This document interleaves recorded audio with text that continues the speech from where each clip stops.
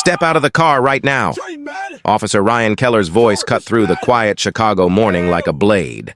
Justice Elijah Washington, 62 years old, dressed in a Navy suit and driving home through the Gold Coast, froze, startled not by the words, but by the venom behind them. He'd heard that tone before, half a century ago, when he was just a boy on the South Side, back then. It was his father being dragged out of an old Chevrolet for fitting a description. Now, decades later, the same sound echoed again, this time directed at a Supreme Court Justice of the United States. Before going into the story, tell me where you're watching from, hit that subscribe button, and give this story a like. Because what happens next will leave you speechless. Elijah Washington wasn't speeding. He wasn't weaving between lanes. He was simply driving slowly, almost reverently, through a quiet stretch of Lakeshore Drive on his way to his daughter's house for Sunday dinner. The sun was low, glinting off the water, and a leather briefcase sat on the passenger seat. Inside it, a case file he'd been reviewing about police reform in Illinois. Irony, it seemed, had a cruel sense of timing. In the rearview mirror, the flashing red and blue lights appeared suddenly, filling his car with color. He pulled over immediately, rolling down his window as he'd done 1,000 times before in his younger days, though now with an uneasy familiarity. "Good evening, officer," he said calmly, voice steady. Keller approached slowly, hand resting on his holster. "License and registration." He barked. Elijah nodded, reaching for his wallet, but Keller's voice hardened. "Keep your hands where I can see them." The command snapped through the air, cold and sharp. Elijah froze, both hands open. "Visible." "Sir," he began. "I'm Justice Elijah Washington, United States Supreme Court. I have identification." "Yeah," Keller interrupted. "And I'm the president. Step out of the car." A quiet tension filled the space between them, as if the city itself held its breath. Elijah stepped out carefully, dignified even in confusion. He reached into his coat pocket and produced a small leather holder embossed with the gold seal of the court. "This proves who I am." Keller barely glanced at it. "I said step back, hands on the hood." The order was final, absolute. Elijah hesitated, just long enough to feel the weight of what was happening. He wasn't being treated as a man of law or wisdom, just another black man who didn't belong. The humiliation was swift. Keller grabbed his wrist, twisted it behind his back, and snapped the cuffs tight. A sharp pain shot through Elijah's arm, blood trickling from where the metal cut into his skin. "You're making a mistake," he said softly, not pleading, stating a fact. "I have every right to be here." Keller's reply was a low growl. "Then you can explain it downtown, across the street, parked in an old Honda." Sophia Ramirez watched in disbelief. She was 28, a local activist and community volunteer, once arrested herself during a protest 2 years earlier, ironically, by the same officer now on the screen before her. Her hands shook as she lifted her phone and pressed record. The camera caught every detail, the calm dignity of the older man, the aggression in the officer's grip, the flash of red lights reflecting off the polished hood of the Lexus. 22 seconds. That's all it took for the world to change.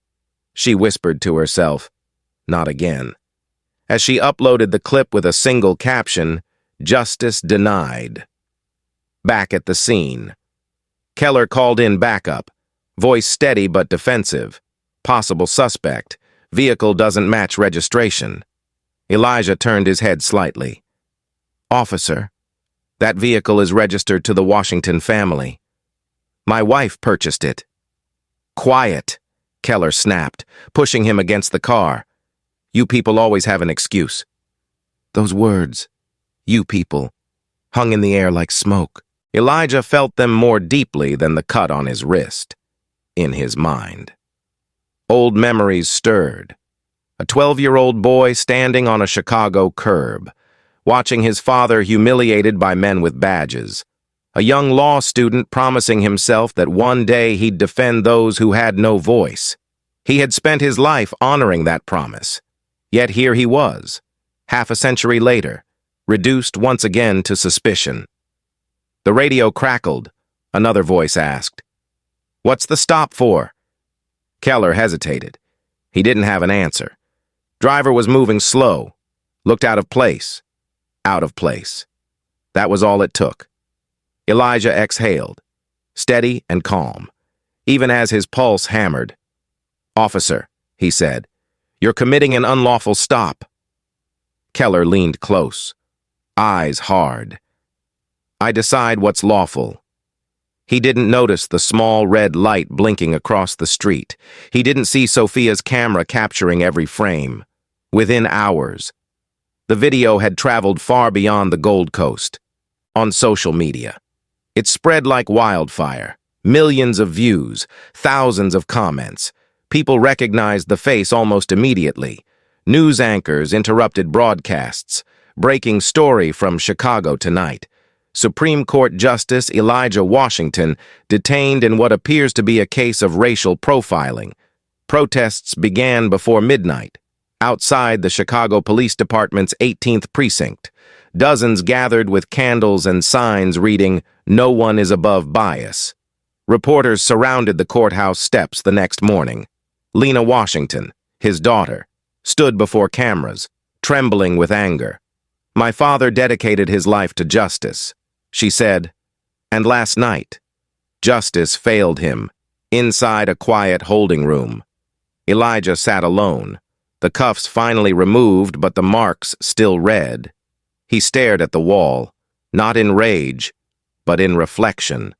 For the first time in decades, he doubted the very system he had sworn to protect. When Chief Elena Vargas entered, her face pale, she whispered, "Sir, this shouldn't have happened."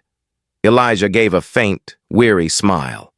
"Chief, it did happen. That's the point." She nodded silently in that moment. The truth settled over them both. The law wasn't blind, it was selective, across town. Keller filed his report, trying to sound composed, but a sliver of unease crept in. His partner, Officer Jamal Hayes, a black officer 10 years younger, read the report and frowned. "Ryan," he said quietly. "You didn't recognize him?" Keller shrugged. Didn't matter. He looked nervous. "Driving slow?" "I followed protocol." Hayes closed the file. "Sometimes, the problem isn't the protocol. It's what we see when we look at people." Keller didn't respond. He didn't have to. He knew the video was out there by now, by dawn. The city was awake, and so was the nation. Hashtags turned into headlines, headlines into outrage. Commentators debated bias, immunity, and justice.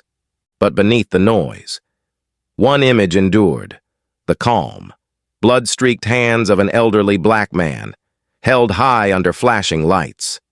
That image would haunt Chicago for months to come. And for Ryan Keller, it would be the night his badge grew heavier than he could bear.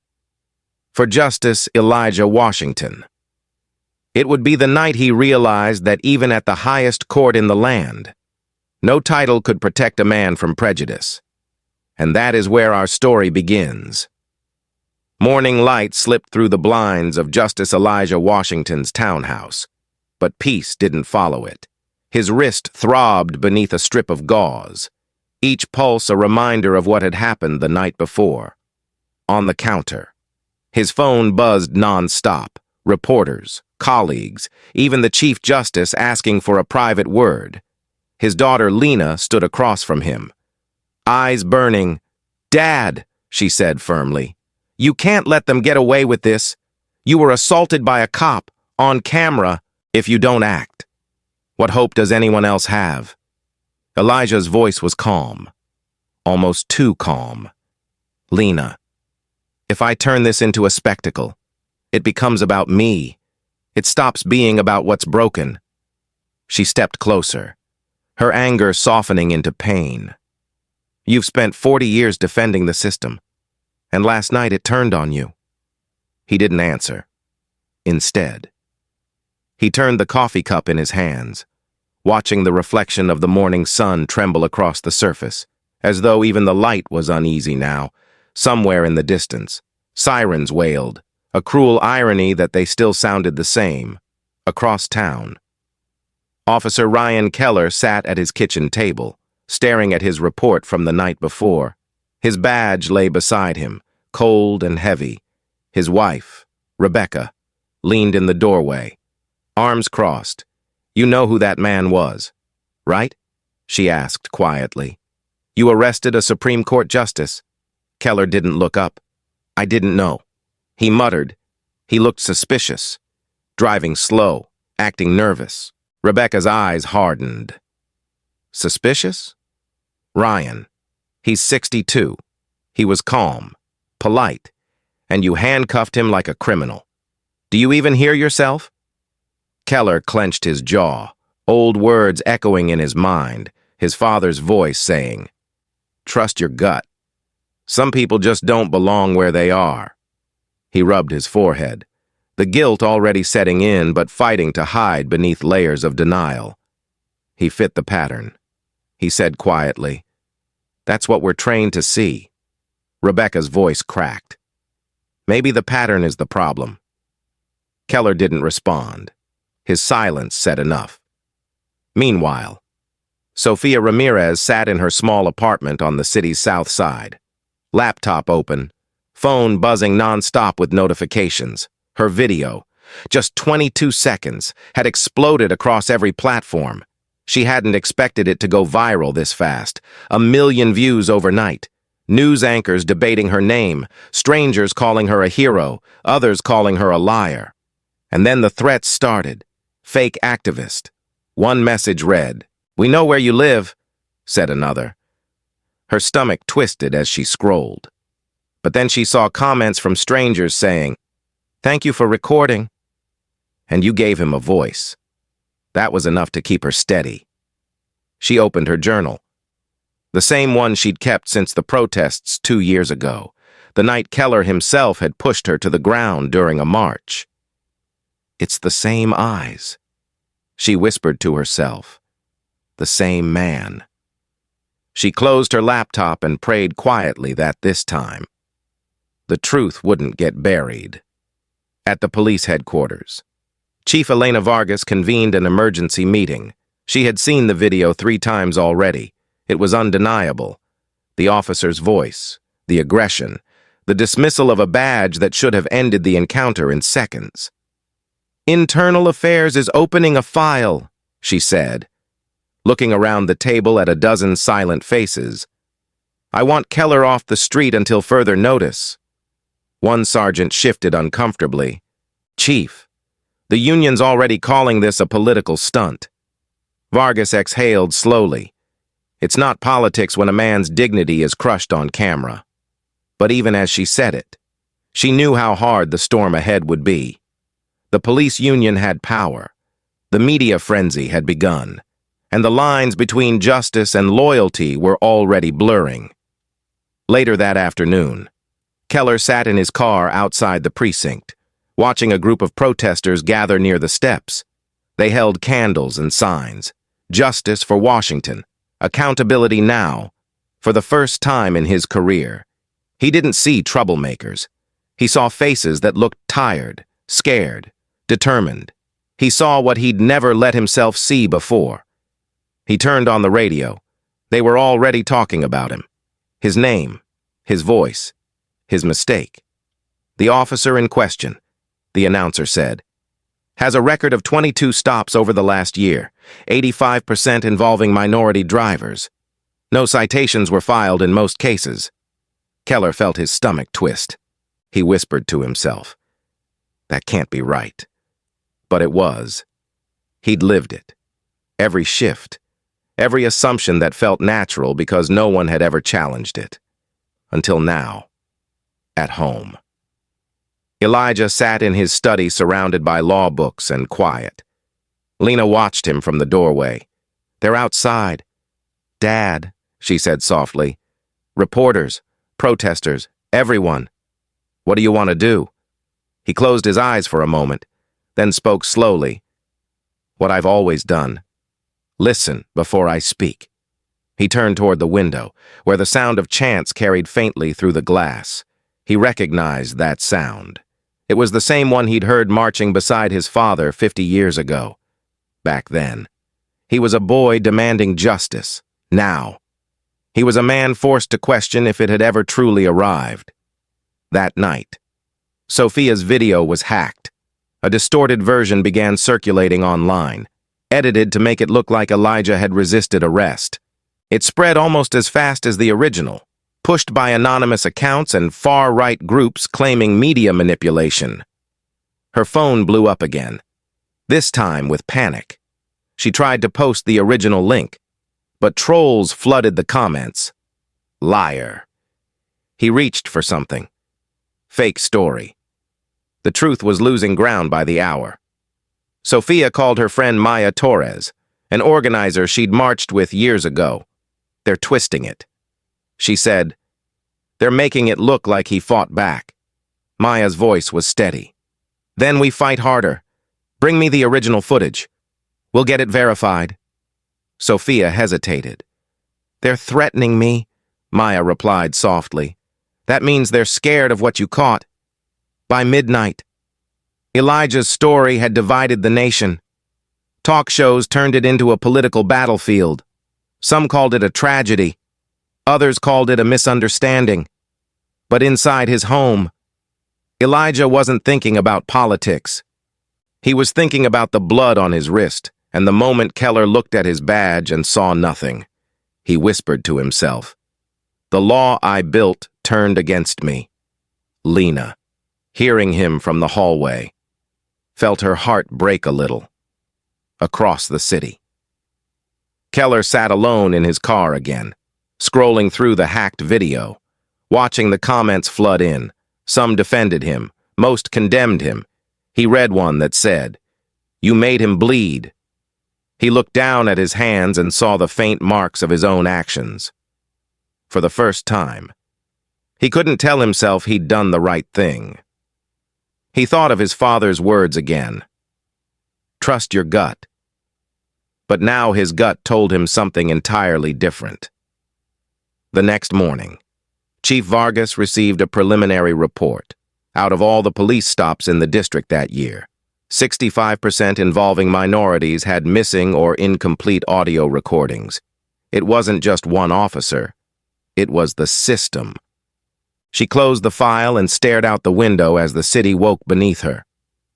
We're not dealing with a bad apple, she whispered. We're dealing with a broken tree. And for Justice Elijah Washington, for Sophia Ramirez, and even for Ryan Keller, the roots of that tree were about to be exposed for the world to see by the third day. The city of Chicago was no longer quiet. News trucks lined the streets outside the courthouse. Protesters filled the sidewalks, and the words "Justice for Washington" were painted across banners that rippled in the cold wind inside his home office.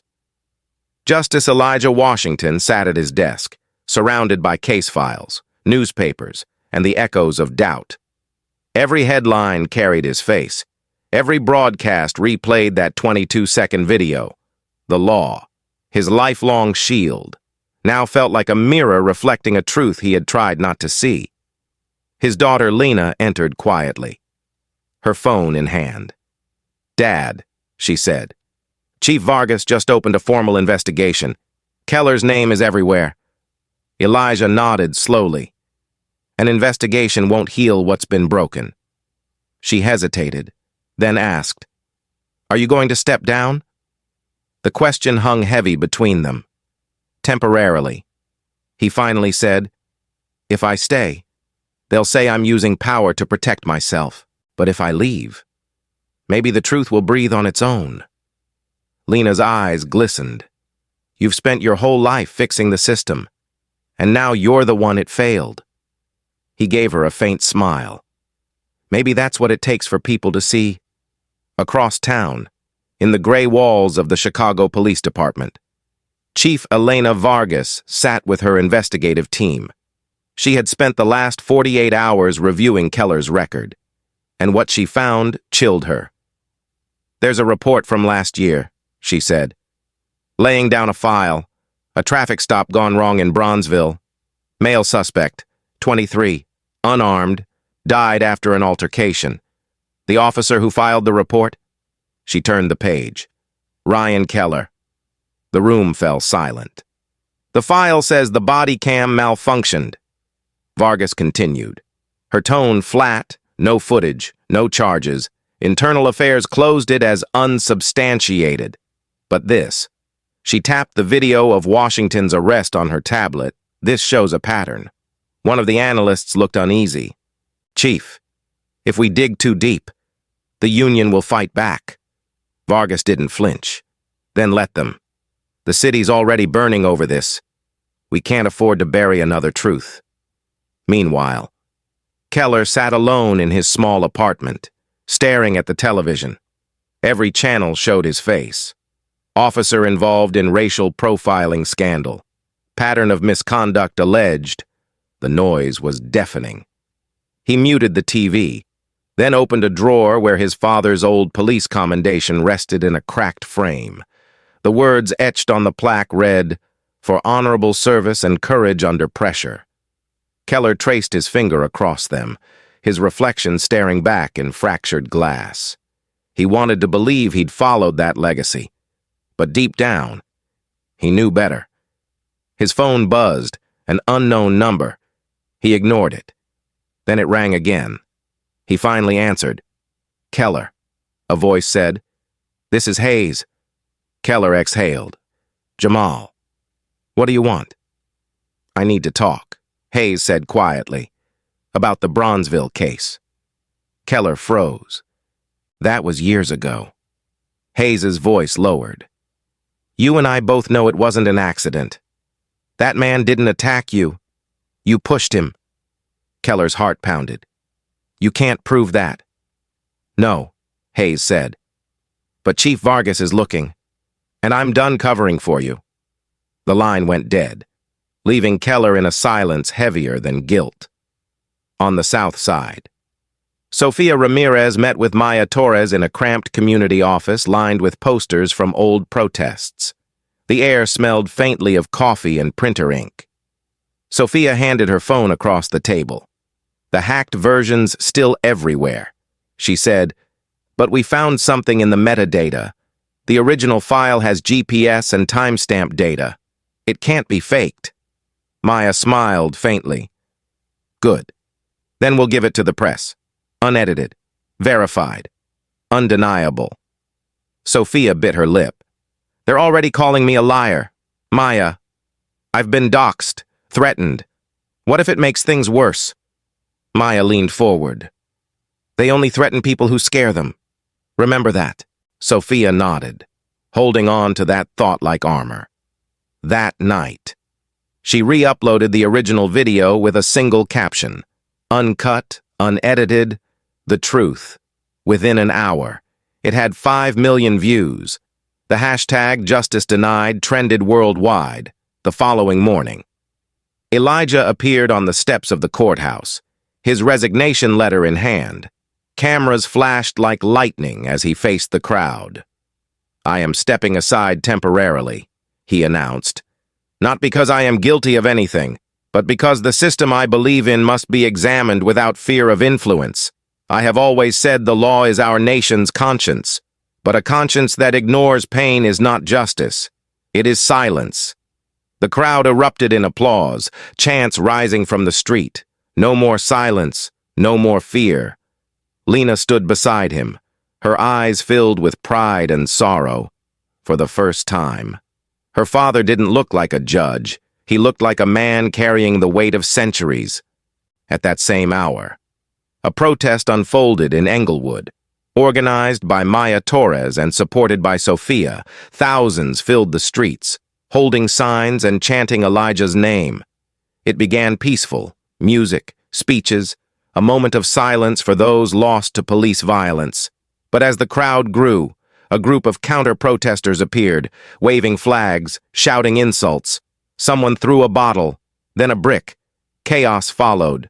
Sophia ducked behind a car, heart racing, her camera still recording, amid the shouts. A familiar figure stepped forward, Elijah Washington himself, who had arrived unexpectedly to show solidarity. "Stay calm," he urged the crowd, his voice steady through the bullhorn. But before he could finish, another object flew through the air, a rock striking his temple.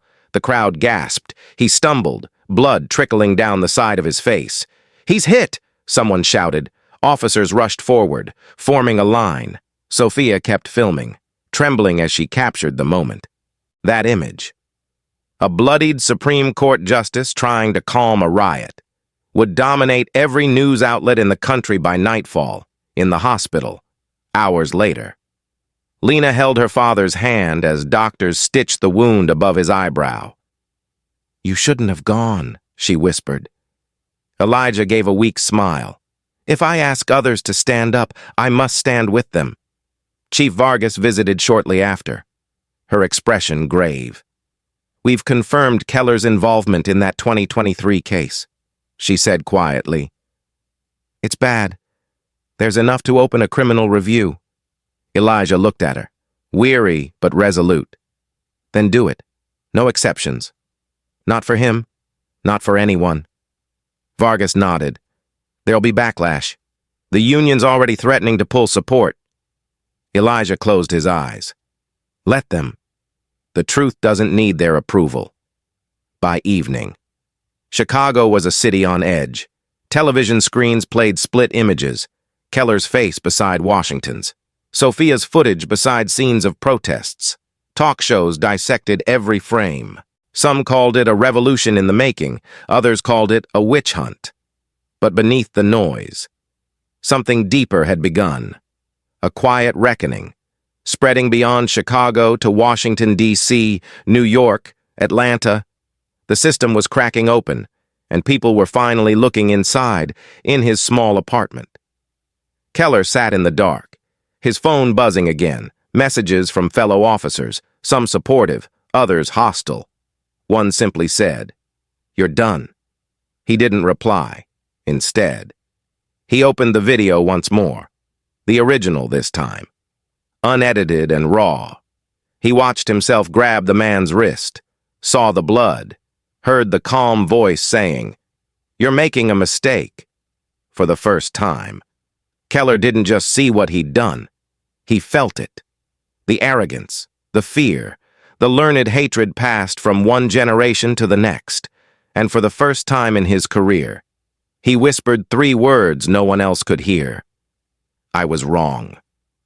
Outside, the city lights flickered against the lake, and a cold wind swept through the streets where the protests had begun. The truth was out now. Keller's past, the cover-ups, the bias in every file. For Justice Elijah Washington, the price of truth had been blood. For Keller, it was the collapse of everything he once believed. And for Sophia Ramirez, it was the beginning of something greater, a movement no one could silence again. The reckoning had arrived, and Chicago would never be the same. The courtroom was packed, every seat filled, every eye locked on the man who once defined justice itself. Justice Elijah Washington sat at the witness table, no robe, no gavel, just a gray suit and a bandage above his eye, a quiet symbol of the night that changed everything.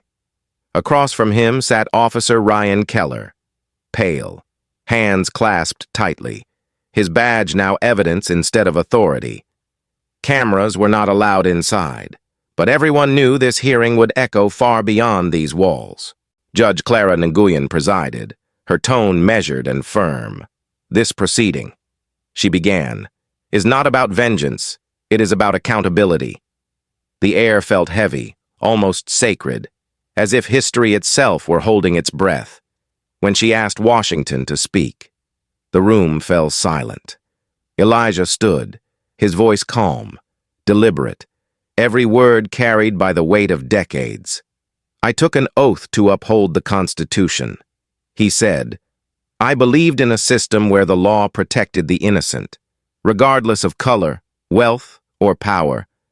But that night, I learned what so many before me already knew. The system is only as just as the hearts of those enforcing it. His words didn't tremble, but somewhere behind them lay a quiet sorrow. "This is not about me," he continued. "It's about those without cameras, without names, without the privilege of being believed." When he finished, you could feel the stillness, like a church after prayer. Then it was Keller's turn.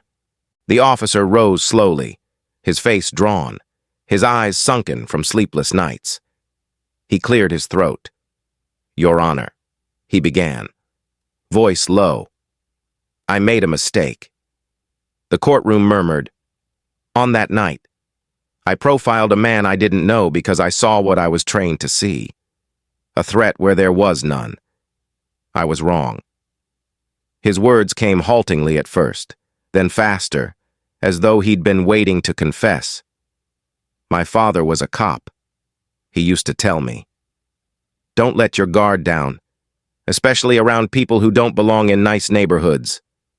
I carried that with me into every stop I made. I thought I was protecting people, but I wasn't. I was protecting a lie." His voice cracked, and for the first time, he looked at Washington. "Sir, I'm sorry, I can't take it back. But I can tell the truth now." Chief Elena Vargas sat quietly behind the prosecution table, her expression unreadable. She'd seen officers break before, but this was different. This wasn't defiance. It was surrender. She stood and addressed the court. The department's internal review found a pattern. She said firmly, "Officer Keller's conduct was not an isolated act. In the past 2 years, he made 22 traffic stops. 18 involved minority drivers. None resulted in citations. 1 stop ended in fatality. The body cam data was missing in 8 of those incidents. This is not coincidence. It's culture." Her words hit like a hammer. Washington watched her closely, admiring her courage to speak truth within a system that often punished it. Then came the testimony that changed everything. The prosecution called Sofia Ramirez to the stand. She walked with quiet resolve, holding the same phone that had recorded the arrest. She took a deep breath, her voice steady. "2 years ago," she began, "I was stopped by Officer Keller. I wasn't speeding. I wasn't doing anything wrong. I was leaving a protest downtown. He pulled me over, said my taillight was out. It wasn't. He searched my car, made me stand on the sidewalk for 40 minutes. I never forgot his face." She looked directly at Keller. "It was you." The room buzzed, the memory colliding with the present. "When I saw you again that night, holding that man against the car, I knew I couldn't stay silent. I filmed it because I wanted proof. Proof that this wasn't just a story anymore." She paused, her eyes glistening. But even then, they tried to twist it. They hacked it, edited it, said it was fake. That's what happens every time we show the truth. She turned toward Judge Nguyen. "All I want is for people to see what's really there." Judge Nguyen nodded solemnly, then asked for the video to be played. The lights dimmed slightly as the footage appeared on the screen. The original, uncut version. The sound of Keller's voice filled the room. "Step out of the car right now." The image of Elijah's calm face, the blood on his wrist, the trembling phone capturing every second. When it ended, the silence was absolute. Even Keller lowered his head. His union representative, Laura Bennett, shifted uncomfortably beside him, whispering, "Don't say anything else." But Keller ignored her. "No," he said quietly, rising again. "It's time." He turned to the judge. "Everything she said is true. The video doesn't lie. I was taught to act this way. The system rewarded it. Promotions came to those who had the most stops, not the fairest ones. We didn't see people. We saw statistics. And the more we stopped people who looked like him, the more we were told we were doing our jobs." The courtroom erupted in whispers, the truth too large to contain. Washington watched him with a mixture of pain and strange compassion. He knew redemption, like justice, came slowly, sometimes through the very ones who had done the harm. "Officer Keller," he said softly, "it takes courage to admit what's broken. Now it's time to fix it." Keller nodded faintly, his voice breaking. "I will, sir. If they let me, I will." Chief Vargas stepped forward again. "For the record," she said, "the department is suspending Officer Keller pending termination in criminal review. We will also be reopening prior cases connected to his conduct." Laura Bennett, his union rep, stood abruptly. "Chief, this is political theater. The officer has admitted his mistake. What more do you want?" Vargas turned to her, eyes sharp. "Change. That's what we want." Judge Nguyen took a deep breath before delivering her statement. "The court finds that Officer Keller violated constitutional rights under color of authority. His actions represent not just individual misconduct, but systemic negligence. The court recommends immediate disciplinary action, external oversight, and public transparency of all traffic stop data." Her gavel came down once, the sound echoing through the chamber like a reckoning. Outside, reporters swarmed the courthouse steps. The city, the nation, even the world waited for reactions. Lena Washington spoke first, her father beside her. "This isn't victory," she told the cameras. "It's acknowledgement. There's still more to do." Beside her, Elijah remained silent, watching as flashbulbs burst around him. For the first time since that night, he felt something stir, a faint, fragile sense of hope, not triumph, but a beginning. That evening, Keller walked out of the courthouse without his badge. The air felt lighter and heavier all at once. He stopped on the sidewalk, looking across the street where a small group held candles. One sign read, "Even broken men can rebuild." He stood there for a long moment, not as a cop, not as a victim of his own making, but as a man stripped bare, back in her apartment. Sophia replayed the footage one last time before saving it to a drive labeled "The Truth." Her reflection appeared faintly in the screen, and for the first time since the night of the stop, she smiled. She had kept her promise, to show the world what others tried to hide. And somewhere in the quiet of his home, Justice Elijah Washington sat alone at his desk, gazing at a faded photograph of his father holding a Justice for All sign from the 1970s. The circle was cruel but complete. "It took too long," he whispered, "but maybe now. It begins." The city outside buzzed with unrest and renewal. The courtroom reckoning was over, but the true judgment, the one written in the hearts of a nation, had only just begun.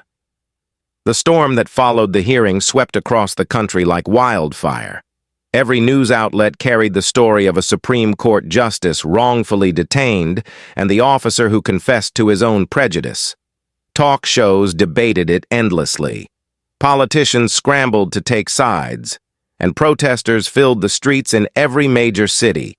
Justice Elijah Washington, though cleared of any wrongdoing, found himself standing at the center of a national reckoning.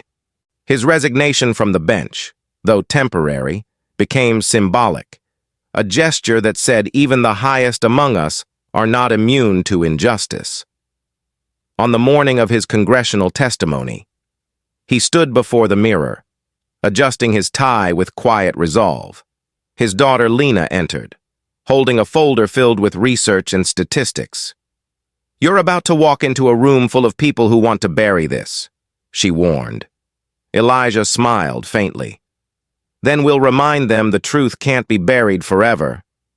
The hearing room in Washington was crowded, a sea of cameras, flashing lights, and tense faces. Representative Aisha Khan, chair of the Civil Rights Committee, presided with measured authority. "Justice Washington," she said as he took his seat. Your experience has sparked a nationwide debate about police accountability and systemic bias. We'd like to hear, in your own words, what you believe must change. Elijah adjusted his glasses and began, his voice calm but powerful. For years, he said, I believed the law was a shield, a fair instrument of justice. But a shield is only as strong as the hand that holds it. When bias grips that hand, the law itself becomes a weapon. The room was silent. He continued, what happened to me isn't unique. It's part of a pattern. The same data I've cited in rulings for years tells the story. Black drivers are stopped nearly 3 times more often than white drivers. We are searched more, cited more, and believed less. The numbers don't lie. We just refuse to listen. As he spoke, Representative James Whitaker, a conservative voice long known for defending police unions, leaned back in his chair. Unimpressed, Justice Washington, he interrupted. Surely you'd agree that these cases are exceptions, not the rule. Our officers risk their lives every day. Your own encounter could have been a misunderstanding. Elijah turned to him, unflinching. A misunderstanding ends when the truth is shown. In my case, the truth was ignored until it was filmed. How many others never get that chance? Whitaker shifted uneasily, but Elijah wasn't finished. I respect law enforcement, but respect without accountability isn't justice. It's blind loyalty, and blind loyalty is what kills trust. The room buzzed, journalists typing furiously. Outside the chamber, thousands gathered, holding signs with his name. Justice for Washington had become more than a slogan. It was a movement. In Chicago, students marched to City Hall demanding reforms. In Atlanta, pastors held prayer vigils. In Los Angeles, families gathered at sunset, candles flickering in silence. The nation was listening, and for the first time in years, change didn't feel impossible. But not everyone welcomed it. Far-right networks twisted his words, claiming he was anti-police and dividing America. Anonymous messages flooded social media, targeting his family. One morning, Lena found a threatening note taped to her car windshield. Stay quiet, or you'll regret it. Elijah immediately hired security, but he could feel the danger closing in. His daughter tried to stay strong, though the fear showed in her eyes. They're trying to scare us, she said.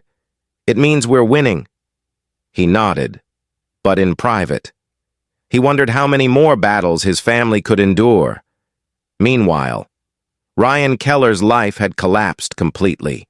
Fired from the department, abandoned by his union, and facing civil litigation.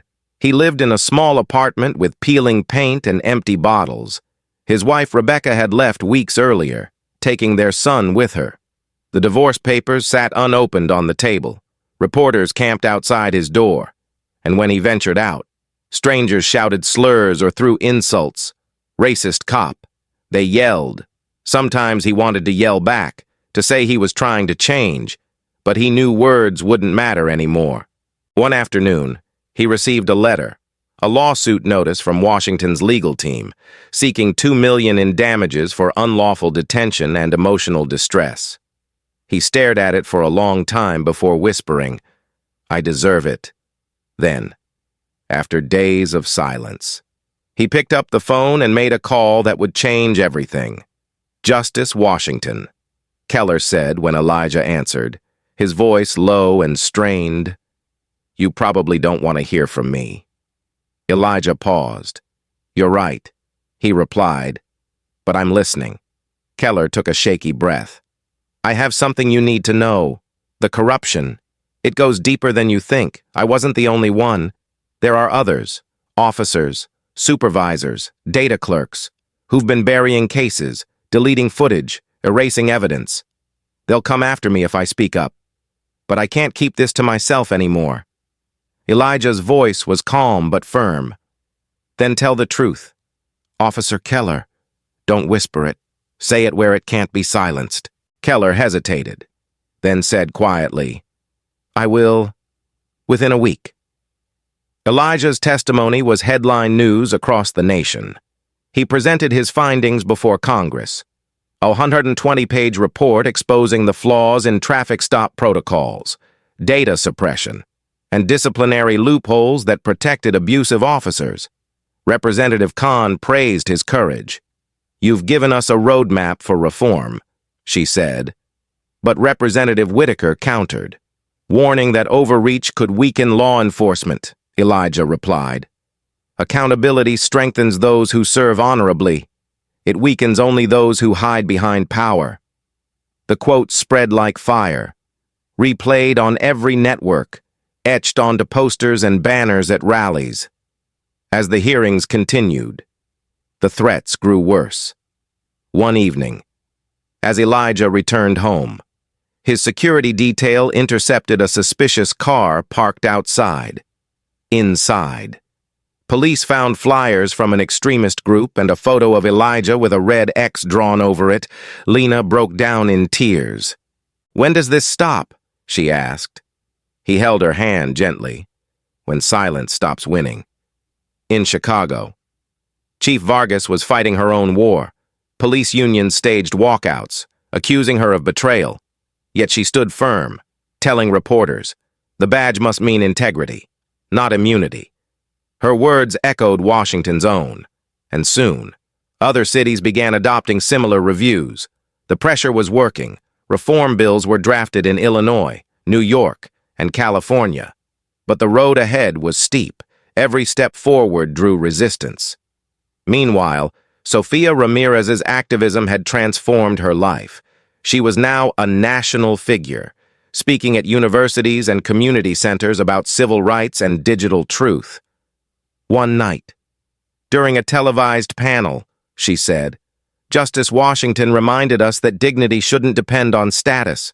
We shouldn't need a title to be treated like a human being."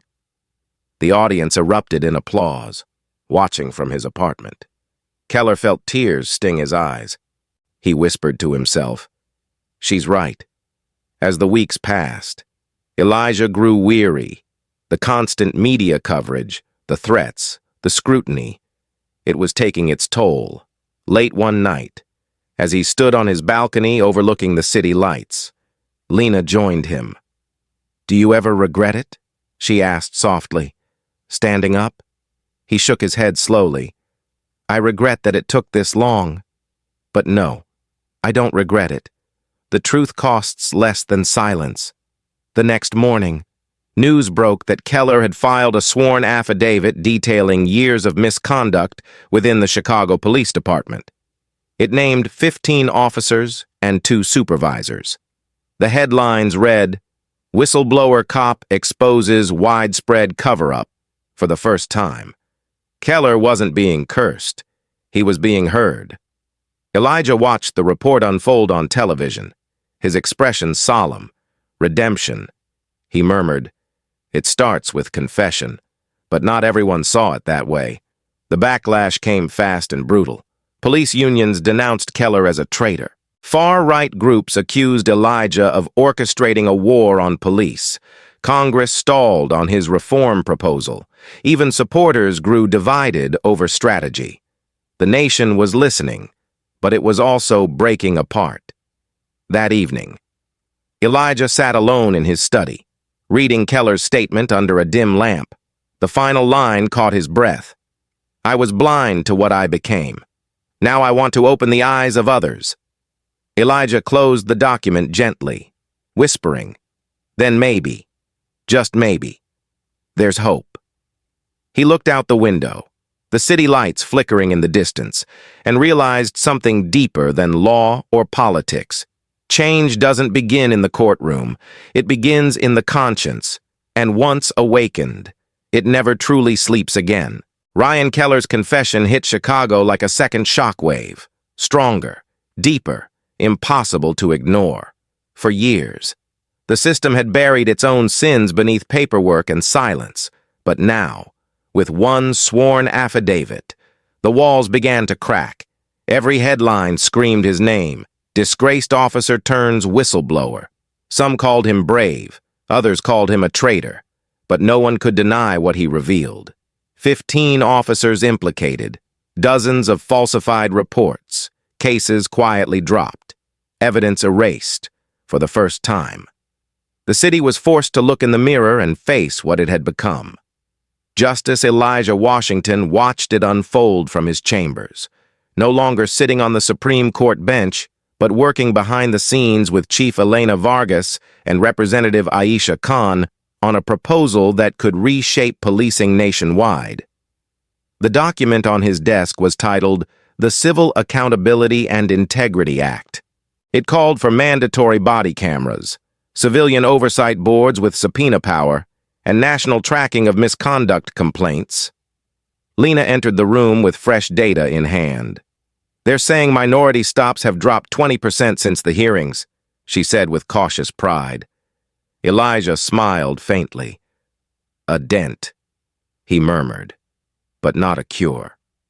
His wrist still bore the faint scar from that night, the physical reminder of a wound that belonged to far more than one man. Across town, Keller walked into a windowless federal office. Escorted by 2 marshals, he was thinner, quieter, but steady. "You ready?" one agent asked. Keller nodded. "I have to be." He sat before a panel of investigators, detailing everything: names, dates, falsified footage, the unspoken code among officers to protect their own. When he finished, one of the attorneys asked, "Why now?" Keller looked down, then answered simply, "Because I couldn't breathe under the lies anymore." Outside the building, cameras waited. When he stepped out, microphones crowded his face, voices shouting, "Do you regret what you did to Justice Washington?" He paused, then said softly, "Every day. That's why I'm here." The clip aired nationwide, and for the first time, people saw something rare. A man who had done wrong choosing to make it right. Meanwhile, Sofia Ramirez was becoming a symbol of courage herself. Her video had changed a nation, but now she was channeling that momentum into something bigger. The Ramirez Justice Fund, with Maya Torres's help. She launched a foundation offering legal aid to victims of racial profiling. The camera started it. She told a reporter, "But law will finish it." Donations poured in, $3 million in the first week alone. Her courage inspired a new generation of activists, and universities began inviting her to speak about digital accountability. One evening, after a long day of interviews, she received a message from an unknown number. It was Keller. "Thank you," it read, "for not letting the world forget." She stared at the screen for a long moment, then replied, "Just make sure the truth doesn't stop with you." Chief Vargas, now leading the Internal Reform Committee, faced endless resistance from within the force. Officers staged slowdowns, union leaders filed lawsuits, and political allies quietly urged her to back down. But she refused. In a press conference, she stood before the department seal and said, "Law enforcement must serve people, not pride. If that makes me unpopular, so be it." Her words made national headlines, and soon other chiefs began following her lead. Within months, Illinois implemented new transparency laws. Civilian boards gained access to disciplinary files, and for the first time in decades, police data became public record. The results were immediate. Minority stops fell by 25%. Misconduct complaints dropped, and community trust surveys rose for the first time in years. But the fight was far from over. In Washington, Elijah testified again before Congress, this time presenting Keller's data as evidence for national reform. "The system will not fix itself," he told lawmakers. "It takes courage from those who once upheld it to finally admit it's broken." Representative Whitaker, still skeptical, tried to dismiss the effort as performative politics. Elijah met his gaze. "Politics divides us," he said quietly. "Justice binds us. Choose which one you serve." That line was replayed across every network, and within weeks, the reform bill cleared the committee. It wasn't law yet, But the momentum was real. Even the White House released a statement supporting comprehensive accountability measures. For Elijah, it was progress. Slow, fragile, but real. One evening, as he left the courthouse, Elijah crossed paths with Keller for the first time since the hearing. The air between them was heavy with memory. Keller approached slowly. "I didn't expect you to come," he said. Elijah studied him for a moment, then replied, "I didn't come for you. I came for the truth. But it seems you finally brought it with you." Keller nodded, eyes lowered. "I'm trying. Sir, I'm in a program now, training recruits on bias awareness. It's not much, but it's a start." Elijah placed a hand on his shoulder. Redemption never begins with applause. It begins in silence. Keller nodded, and for the first time, the two men, one who had been wronged and one who had done the wrong, stood on equal ground. By late autumn, the first measurable results of reform began to surface. Nationwide, minority stops dropped by 25%, fines decreased, and oversight boards were established in 10 major cities. Public trust in local departments rose for the first time in over a decade. Sophia's foundation funded over 200 legal cases. Keller began appearing at police academies, sharing his story with new recruits. "The badge," he told them, "means nothing if you wear it without conscience." The young officers listened, some skeptical, others inspired, but the message was spreading. One classroom, one precinct at a time, in his home office.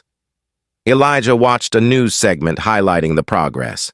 His granddaughter climbed onto his lap, asking, "Grandpa, are the bad cops gone now?" He smiled sadly. "Not all, sweetheart, but we're teaching them how to be better." She thought for a moment, then said, "You mean, like school?" He nodded. "Exactly like school." She giggled softly and hugged him. In that small moment, surrounded by warmth and innocence, he realized something profound. The future didn't belong to the courts or Congress. It belonged to those who would inherit the lessons of today. As the city lights flickered across Lake Michigan, Elijah looked out his window and whispered to himself, "We're not done, but we're closer than we were." The night air was calm, almost peaceful, carrying the sound of distant sirens, no longer a symbol of fear, but of hope, of a nation slowly learning to heal itself, one truth at a time. 10 months after that night on the Gold Coast, the city of Chicago no longer felt the same. The echoes of protest chants had faded into everyday conversation, and the streets once filled with anger now carried a quieter rhythm, one of cautious hope. Justice Elijah Washington had returned to the Supreme Court. Though his days felt different now, the marble halls, once symbols of pure law and reason, carried the memory of his own bruised wrists and the sound of that officer's voice ordering him out of his car. He had seen the cracks in the foundation of justice, and he had lived through the cost of repairing them, but when he looked around, he saw signs of change that reminded him it had all been worth it. The Civil Accountability and Integrity Act had passed through Congress by a narrow margin, the result of months of debate and persistence. Its mandates were sweeping. Mandatory body cameras, civilian oversight boards, national databases for misconduct, and a new training standard named after him, the Washington Protocol. For the first time, law enforcement officers were being trained not only in tactics, but in empathy, in recognizing the humanity behind every face they encountered. On a cool morning, Elijah drove through the same neighborhood where it had all begun, the same quiet streets, the same morning light filtering through the trees. But this time, something was different. A patrol car sat at the corner. As he passed, the officer inside looked up and nodded respectfully. Elijah slowed for a moment, returning the gesture. It was a small act, but one that spoke volumes, a silent acknowledgement that change, while imperfect, was real. Later that day, he visited a small community center in Englewood, rebuilt with funds from the reform grants. Children played basketball outside while volunteers handed out books inside. He met Sofia Ramirez there, now in her first year of law school, wearing a blazer that looked one size too big and a smile that seemed even larger.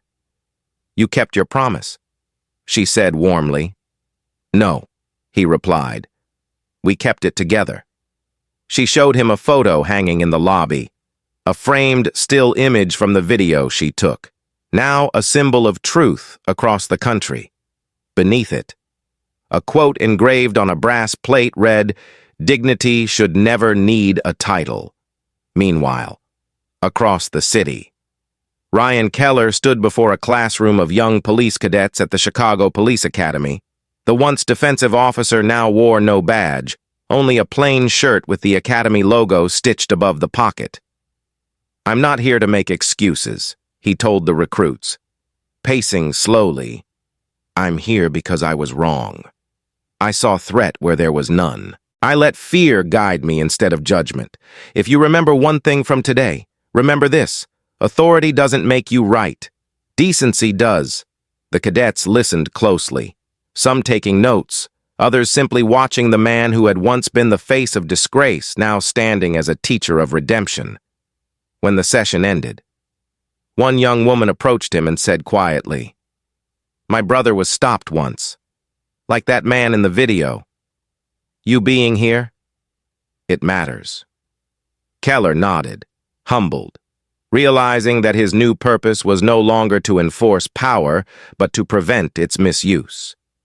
At the courthouse that same week, Chief Elena Vargas received a report showing that, since the reforms took effect, racial disparities in traffic stops had dropped by nearly 30%.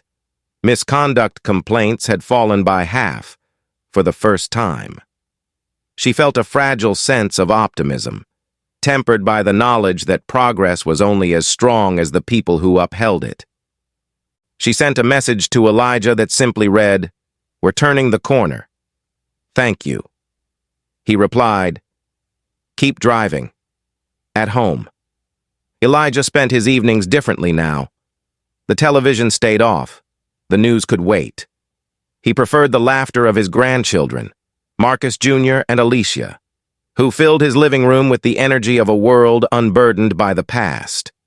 One night, he sat them on his knee and opened an old book of civil rights speeches.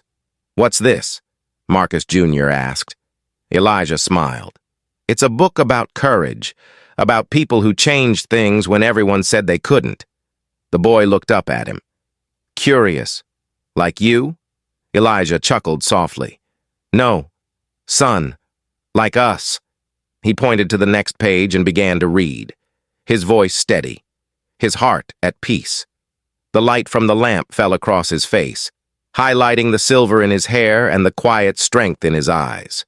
Far away, in Washington, D.C., Representative Aisha Khan addressed the press about the ongoing rollout of the Reform Act.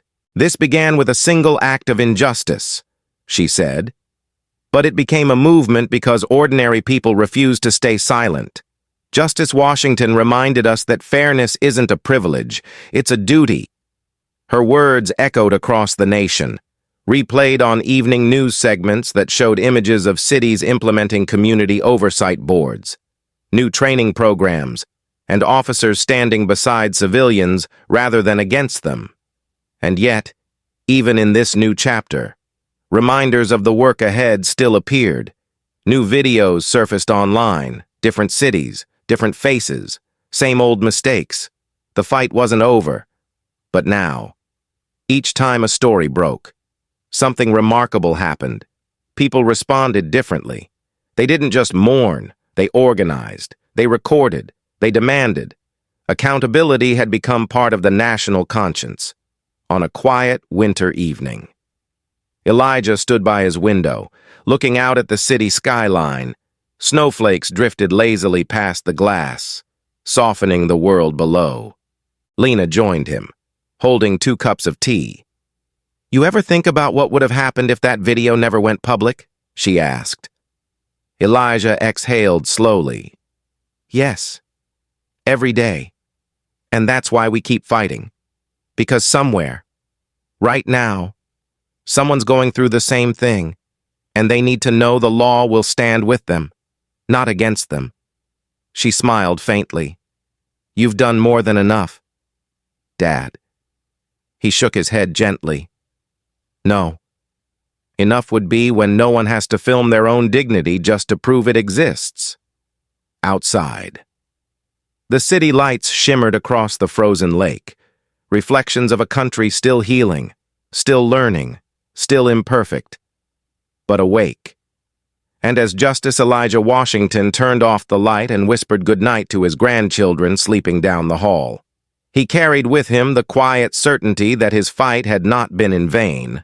The weight of the badge was still heavy, but now, at last, it was being carried by shoulders strong enough to bear the truth. Thank you for watching this story.